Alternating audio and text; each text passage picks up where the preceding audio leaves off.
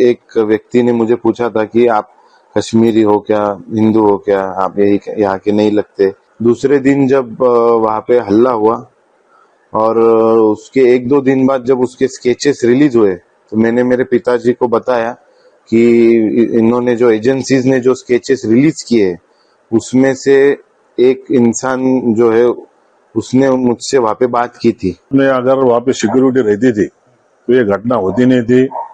इतने लोग जो वहाँ पे मर गए वो नहीं मरते थे। जिस दिन मैं ऊपर मतलब 21 तारीख को अब मैं घोड़ा लेके ऊपर गया था और मैगी के स्टॉल पे जब मैं रुका था तो मुझे कुछ लोगों ने, वहाँ पे 3-4 लोग आए थे, 5-6 लोग, उसमें से एक व्यक्ति ने मुझे पूछा था कि आप कश्मीरी हो क्या, हिंदू हो क्या, आप यही यहाँ के नहीं लगते। मैंने उनको बताया था कि नहीं, मैं यही का हूँ। और उसके बाद उनमें ऐसे मतलब वो बात चल रही थी कि आज यहाँ पे भीड़ बहुत कम है, ऐसा वो बोलकर वहां से निकल गए। और वहां पे नेटवर्क नहीं था तो मैंने वो मैगी वाले का नंबर लिया था और वो नीचे आके मैंने उनको पेमेंट किया। दूसरे दिन जब वहां पे हल्ला हुआ और उसके 1-2 दिन बाद जब उसके स्केचेस रिलीज हुए तो मैंने मेरे पिताजी को बताया कि इन्होंने जो एजेंसीज ने जो स्केचेस रिलीज किए उसमें से एक इंसान जो है उसने मुझसे वहां पे बात की थी।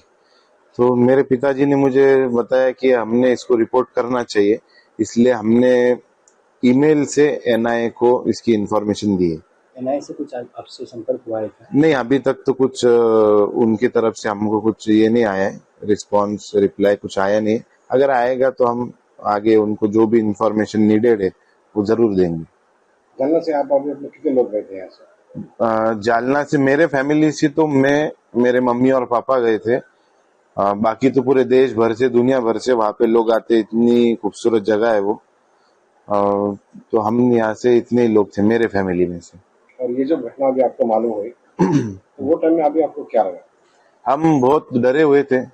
हम और पूरे विविध अलग अलग स्टेट से जितने भी लोग थे हमारे होटल में, हम कोई रूम से बाहर तक नहीं निकला क्योंकि इतने हैवी सिक्योरिटी में ऐसी वहाँ पे घटना होना मतलब ये हमारे लिए बहुत शॉकिंग था। दादा मुझे क्या बताएंगे, जिस दिन आप श्रीनगर पहुंचे उस दिन पहलगाम में आतंकी हमला हुआ था, उसके पहले दिन आप पहलगाम में थे, आपने वहाँ पे क्या परिस्थिति देखी और क्या नजर आया आपको? तो मैं, मेरी मिसेस और मेरा बच्चा, हम 3 लोग गए थे और मैं और मेरी मिसेस हम नीचे रुके थे पहलगाम में। और हमारा लड़का है जो आदर्श, वो घोड़े पे ऊपर गया था वो वैली में। तो उसने आने के बाद में जो हमको बताया कि वहाँ पे गार्ड वगैरह कुछ भी नहीं थे, ना आर्मी के लोग थे, ना पुलिस के थे, ना कुछ थे। मुझे ऐसा लगता है कि अपने अगर वहाँ पे सिक्योरिटी रहती थी तो ये घटना होती नहीं थी। इतने लोग जो वहाँ पे मर गए वो नहीं मरते थे। तो मेरी सरकार से गुजारिश है कि उन्होंने ध्यान रख के सुरक्षा व्यवस्था और कड़क करना चाहिए। वहाँ पे जहाँ जहाँ टूरिस्ट लोग जाते हैं वहाँ पे सुरक्षा व्यवस्था देनी चाहिए। ये घटना होने के बाद आपके लड़के ने उस आतंकवादी को पहचाना था, तो आपने आपका कर्तव्य समझकर एनआईए को जो आपने बताया है, क्या सोचते हैं आप कि उसके ऊपर क्या अमल है? अभी वो जो दूसरे तीसरे दिन जो स्केच आए थे उनके टेररिस्ट के, तो मेरे बच्चे ने वो देख के मुझे बताया कि पापा इसमें का एक था जो उसने मेरे से वहां पे बात किया था। तो मैं बोला बेटा अपना भी कर्तव्य है, कुछ अपन उनको मालूमात देना चाहिए जो अपने को जो मालूम है वो। तो फिर उसने वो ईमेल पे एनआईए को मालूमात वो सब दी थी।